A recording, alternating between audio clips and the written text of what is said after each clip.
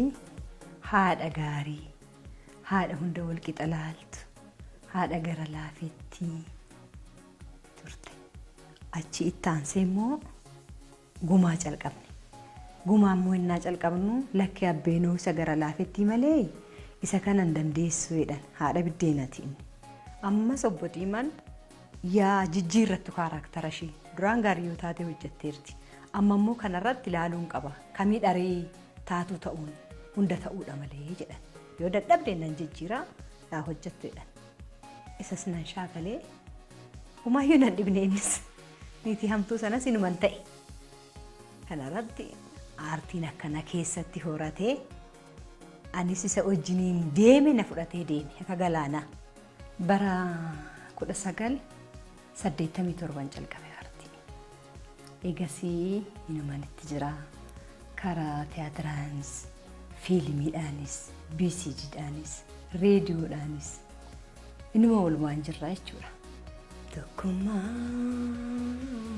Tokkummaa yaa ilmaan Oromoo tokkummaa. Garaan na hammaata keessi koo innaan waan durii yaadadhu.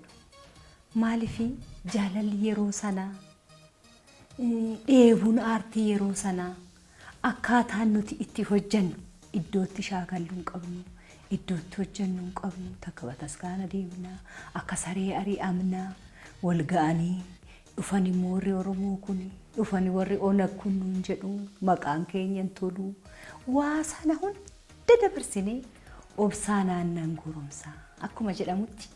Humuun Jimmaa dhufaa, kun Hararii dhufaa, kun Shawaa, kun Baalee, kun eessa hundumtuu bakka aartiidhuma dheebuudhuma aartii kanaa ba'ee kan ol ga'edha yeroo dhangaasan. Kanaafuu jaalalli maatii innaa sana kan jiru baay'ee si gammachiisa.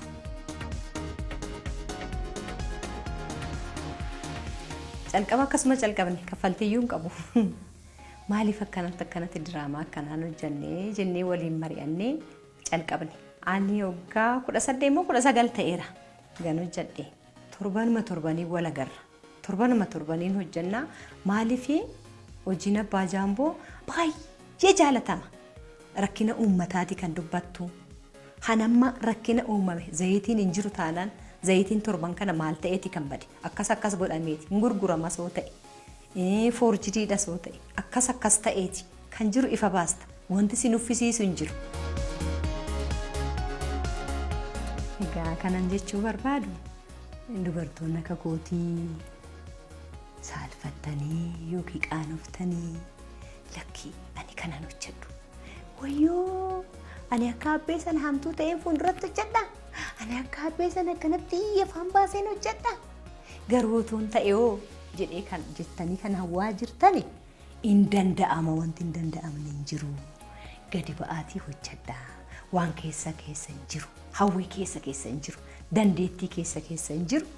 Ba'aatii hojjedha.